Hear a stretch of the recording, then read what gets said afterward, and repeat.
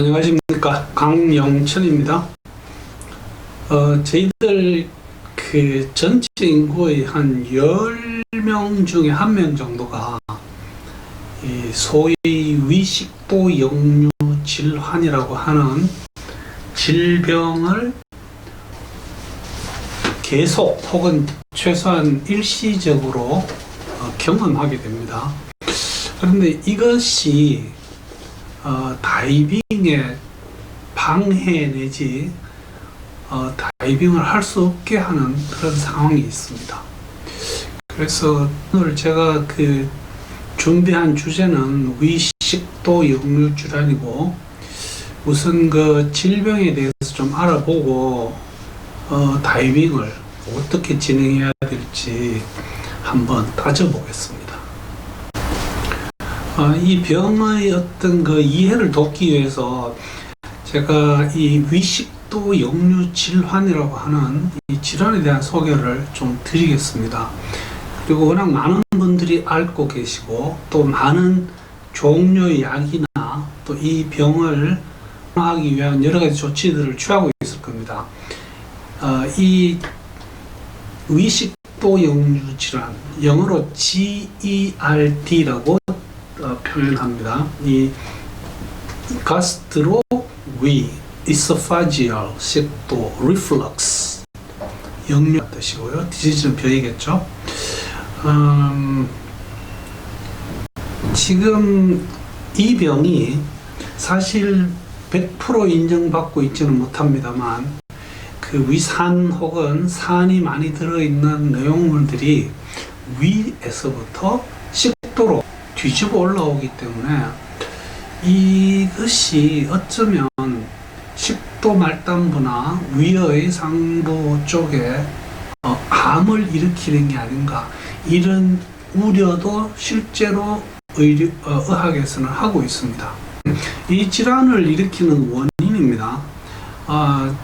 쉽게 그 질환 내용은 위산이나 그 산기를 많이 품고 있을 그런 위 음식물 내용이 식도 쪽으로 역류하는 거죠. 이것이 이렇게 역류를 하게 되는 이유는, 첫째는 위산이 쓸모없이 과다하게 분비가 되는 그런 경우가 있겠죠. 그 다음에 저희들이 어떤 특정의 자세를 취할 때 또 이 위산이 위로 역류하게 됩니다. 쉽게 다이버 분들을 놓고 이야기하자면, 저희들이 헤드다운 포지션으로 밑으로 하강을 할 때 자연스럽게 역류가 가능합니다. 물론 대부분의 경우는 이 식도증을 헤드다운 포지션으로 한다고 해서 경험하는 것은 아닙니다. 그러나 경험하시는 분 중에서는 이것이 원인이 되고 있습니다. 위 수술을 하고 나면 위의 어떤 수술한 부위에 따라서는 식도와 위가 이렇게 특별히 경계를 이루지 않고 아주 음식물이 쉽게 역류할 수 있게끔 어떤 형태를 갖출 수도 있습니다. 그래서 이런 분들의 경우는 특히 다이빙 할 때 자꾸 그 위산이 올라와서 고생을 하시는 분들이 있습니다. 이건 워낙 의학적인 내용이라서 그냥 소개만 하겠습니다만은, 이 천식을 앓는 분들이 여러 어떤 형태로 이 위식도 역류증하고 관련이 있는 걸로 지금 보고 있습니다. 경험해 보신 분들이야 잘 아시겠지만, 아주 전형적인 증상이 이 영어로 하트번이라고 적습니다. 이 가슴에서 뭔가 타는 느낌이죠.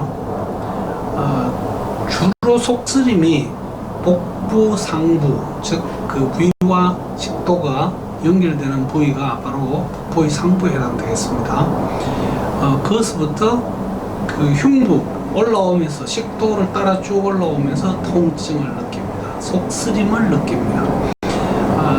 입에서 그 신맛을 느끼게 된다. 이것은 음식물이 역류하면서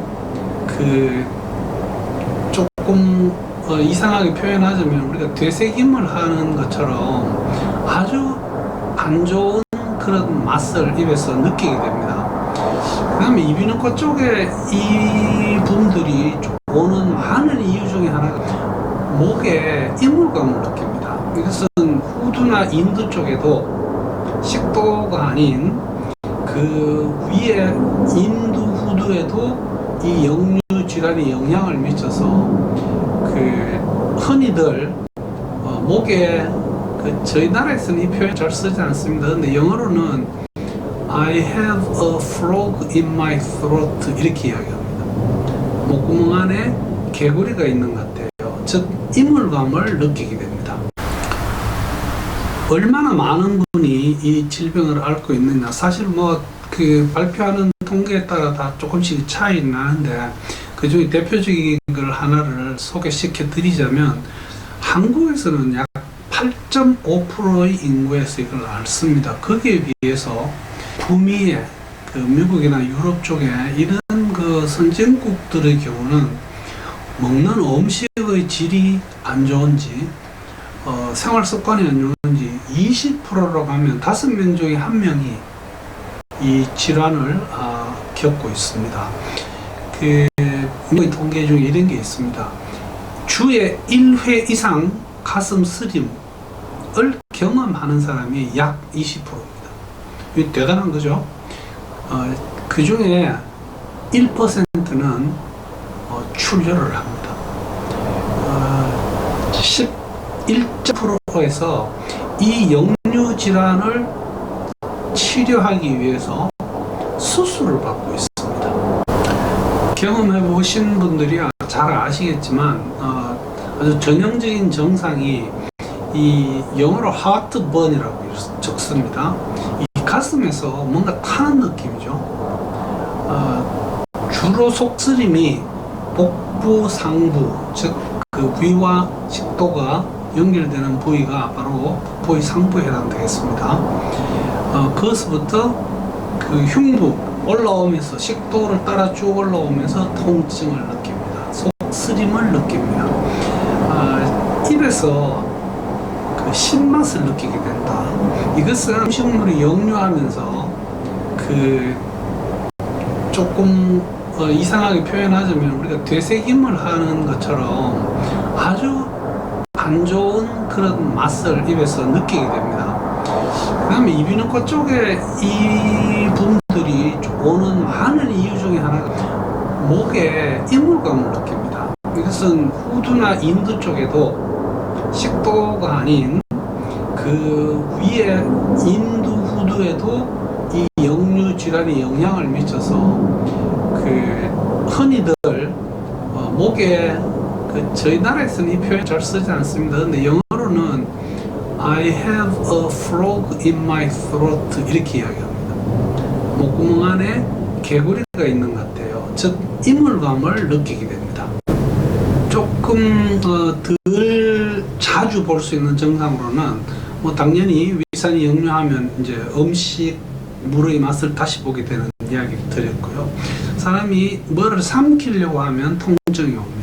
인후염이 온 거죠. 침이 과다하게 분비한 만성적인 목구멍의 통증을 호소를 합니다.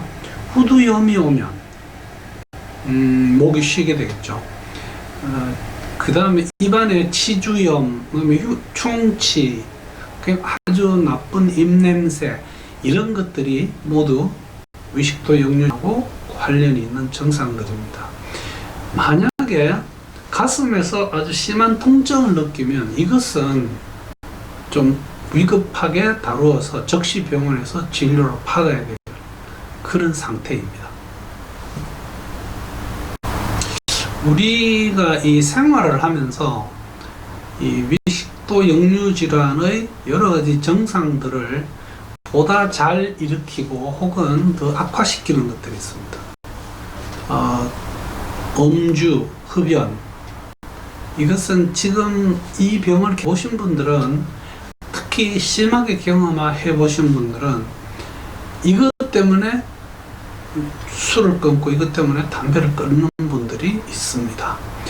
그래서 이런 분들이 만약에 오후에 특히 우리 그 저녁 식사 근처에서 그 다음에 잠전에 음식, 술, 커피 이런 것들을 먹으면 아마 얘들을 소화하기 위해서 특별하게 더 위산이 많이 분비되는 게 아닌지, 그래서 속쓰림이 오고 그래서 역류증이 오는 뭐 그런 게 아닌가. 위궤양이나 탈장이 있는 분들은 이 역류 증상을 많이 더 느끼게 됩니다. 그 약 중에는 아스피린 혹은 그 비스테로이드성 그 진통 소염제들이 역류를 잘 일으킵니다. 물구나무서기를 하고 오랫동안 있다 보면 위 내용물이 역류할 수 있습니다. 다이버의 경우는 그 웨이트벨트를 복부에서 너무 세게 쪼으면 이것이 원인이 될 수 있습니다. 또 스트가 몸에 너무 딱 달라붙어 가지고 사람을 누르게 되면 이것이 역류 질환을 야기 혹은 더 심하게 할 수 있습니다. 그래서 이 병을 예방하는 방법은 그 벽에를 3 내지 6cm 그 견딜 수 있을 만큼 조금 높여 베고요. 어떤 분은 상체 자체를 한 30도까지도 이렇게 높여서 잠을 자게 됩니다. 해보면 효과가 있다 이렇게 되어 있습니다.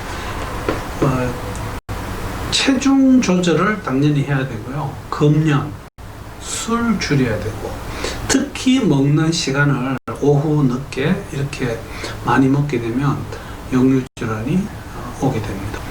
그 음식량도 줄이셔야 됩니다. 그리고 특히 저녁 식사는 가볍게 해야지 위산이 많이 분비되는 것을 막을 수 있습니다. 그 다음 식사를 했으면 적어도 2시간 혹은 3시간까지는 잠자리에 들으십시오. 충분히 음식물이 소화된 다음에 누워야지 이것을 예방할 수 있습니다. 커피, 특히 늦은 시간에 많이 마시지 마십시오. 천식약에 대한 이야기는 지금 저희들 그 다이빙 이야기 할 때는 뭐 할 이유가 없어 보입니다만 굉장히 연관이 있습니다.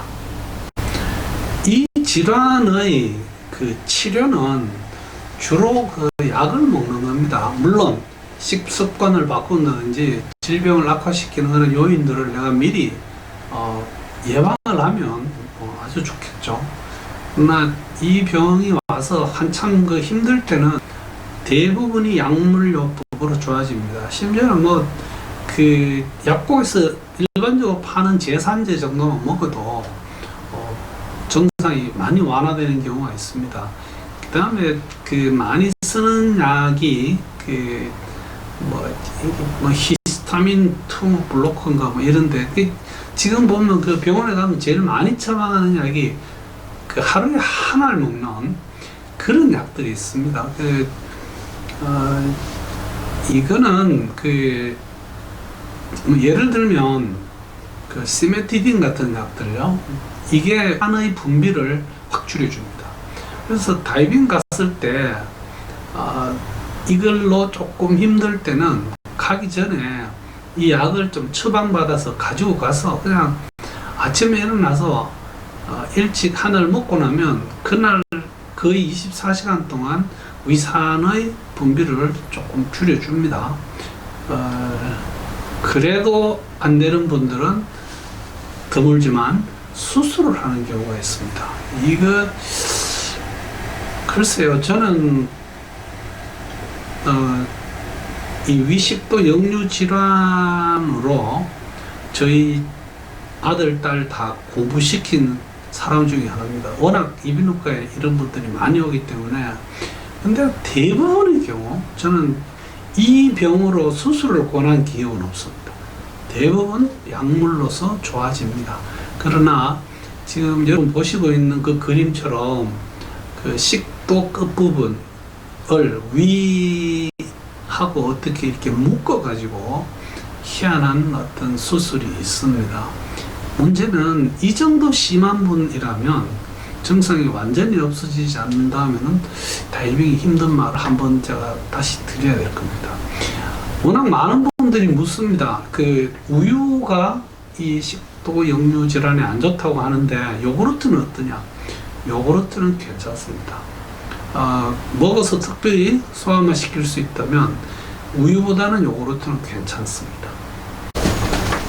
요즘은 이런 수술들을 배를 열지 않고 내시경으로 수술이 가능합니다.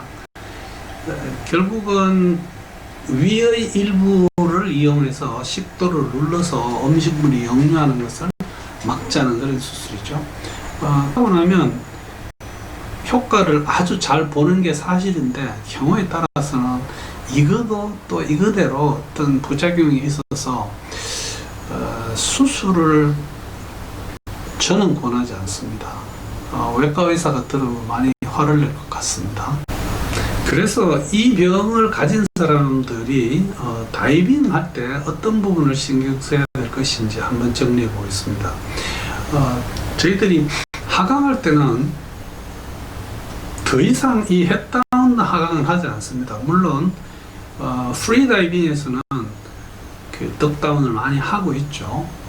그러나 스쿠버 할 때는 서서 내려가든지 물 밑으로 내려가자마자 수평 자세를 잡아서 내려가게끔 교육하고 있습니다. 또 그렇게 해야 됩니다. 다이빙을 할 때는 그날 특히 아침 식사로 좀 음식을 좀 줄이고 그 다음에 너무 기름진 음식 같은 거는 피하는 게 좋습니다. 이런 것들이 위산의 분비를 촉진하게 됩니다. 특히 이제 위암이나 위염을 수술하신 분들의 경우는 증상이 완전히 좋아질 때까지는 다이빙을 하기가 되게 힘이 들 겁니다. 그 이유가 위의 그 윗부분의 형태가 바뀌게 되면 위의 윗부분에는 공기가 들어있고 이것이 식도를 조금 눌러주는 그런 경향이 있는데 이런 부분들이 없어져 버리면 위 내용물이 너무나 쉽게 그 식도로 올라오게 됩니다. 그래서 그 수술 후에 증상이 완전히 좋아졌으면 그 뭐 수영장 가서 연습해 보시면 느낌이 옵니다. 그때까지는 다이빙을 좀 중단하셔야 됩니다. 증상이 가볍고 투약하고 또 일상생활에서 좀 주의를 하면 크게 불편하지 않으신 분이라면 다이빙 하는 데는 지장이 없습니다. 그러나 이 식도 역류 질환이 너무 심해서 그것을 치료하기 위한 수술을 해야 될 정도면 다이빙 하기가 힘들 수가 있다, 이렇게 정리를 할 수 있습니다. 실제 다이빙 사고가 난 경우에 나중에 이게 법정으로 가게 되면 부검까지 하게 됩니다. 근데 지금까지 이 사고 이후에 부검 결과로 위식도 역류 질환이 있어서 이 사람이 물 속에서 음식물이 역류하면서 이것이 올라와서 기도를 막았다, 그렇게 보고된 케이스가 있습니다. 그 이후로 이 질환이 다이빙에서의 어떤 이슈를 만들고 있는 겁니다. 위식도 역류 질환 이야기를 오늘 했습니다. 그 생활 습관을 바꿈으로써 많이 좋아집니다. 커피, 술, 특히 오후 시간 늦게 특히 저녁 먹고 나서 잠자기 전에는 아무것도 안 먹는 게 좋습니다. 그 다음에 다이빙 하시는 분들의 경우는 조금이라도 좀 불편한 게 있으면 약을 미리 먹고 다이빙 하시고, 이 병으로 그 물속에서 굉장히 힘든 일을 겪는 다이버가 있다는 것을 명심하시고 반드시 치료를 한 다음에 다이빙을 하시기를 권합니다. 감사합니다.